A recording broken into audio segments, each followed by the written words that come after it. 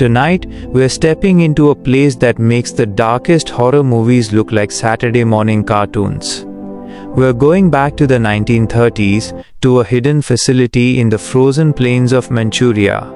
You wake up in a cold, sterile room. You aren't a soldier.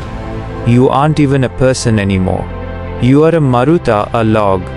To the men in white coats standing over you, you're just a piece of timber waiting to be processed.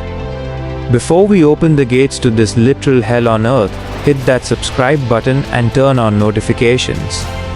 This is a story the world tried to bury, and tonight, we're digging it up. Let me know in the comments, how far is too far for science? Dim the lights. Let's descend. Chapter 2. The Architect of Agony, General Shiro Ishii. Visual. A photo of a stern man in a Japanese military uniform. Meet Shiro Ishii, a brilliant doctor, a PhD holder, and a complete psychopath. Ishii didn't want to cure diseases. He wanted to weaponize them. He convinced the Japanese High Command that the next war wouldn't be won with bullets, but with germs. He built a sprawling campus, Unit 731, disguised as a water purification plant. It had a cinema, a swimming pool, and a bar for the doctors. And right underneath that luxury, the dungeon where thousands of logs waited for their turn on the table. Chapter 3. The Frostbite Room, Nature's Torture. One of the most famous experiments was the frostbite study. Imagine being dragged outside in -40-degree weather. The guards drench your arms in water until they freeze solid. A doctor strikes your arm with a wooden club. If it rings like a piece of frozen wood, you're ready. They take you back inside and plunge your frozen limbs into boiling water. They weren't trying to save you. They were watching your skin and muscles slide right off the bone like wet paper. All recorded. All for science. Chapter 4. The Vivisection, The Nightmare Awake. This is the part that stays with you. Unit 731 doctors believed that anesthesia contaminated the biological results.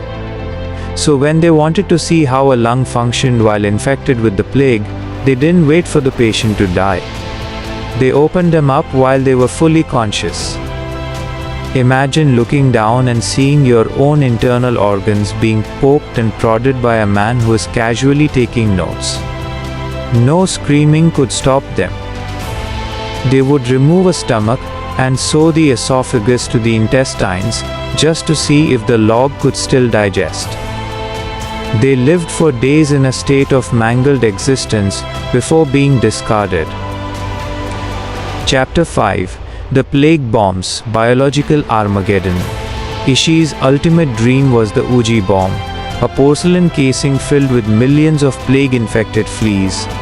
They didn't just test these in the lab. They flew planes over Chinese villages and dropped dust, a lethal mix of grain and fleas. Within days, entire towns were coughing blood.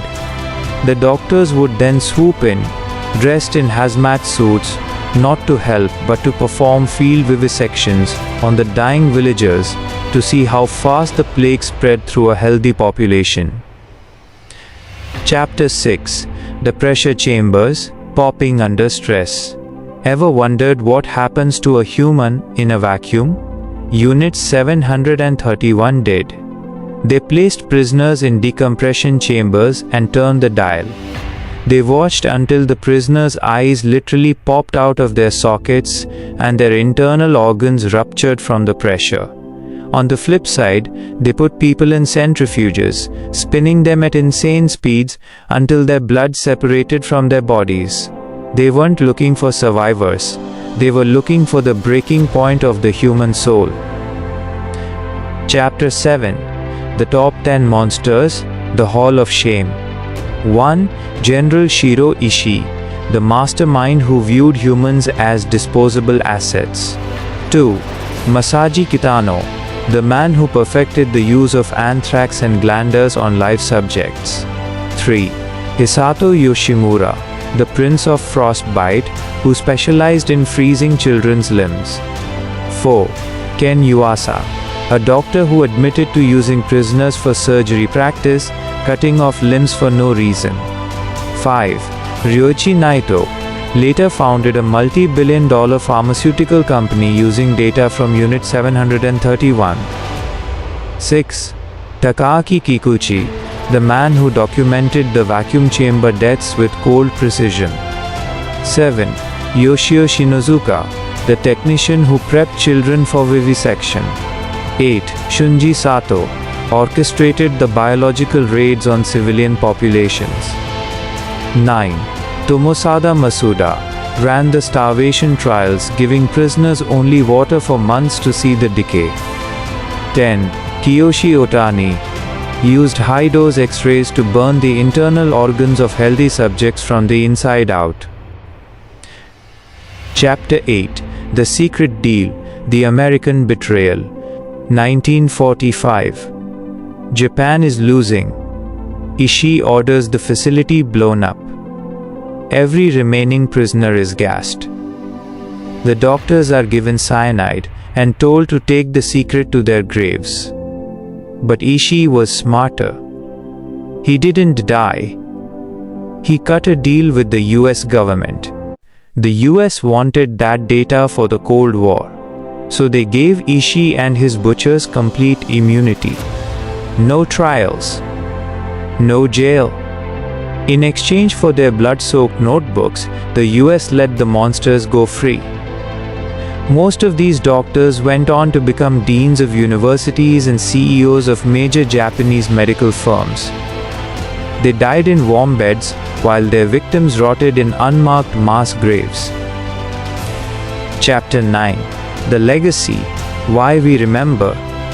Unit 731 isn't just a dark chapter, it's a warning about what happens when science loses its heart. Today, some of the medical knowledge we have on frostbite and biological contagion comes from these very crimes. We are living in a world built on the screams of the Maruta.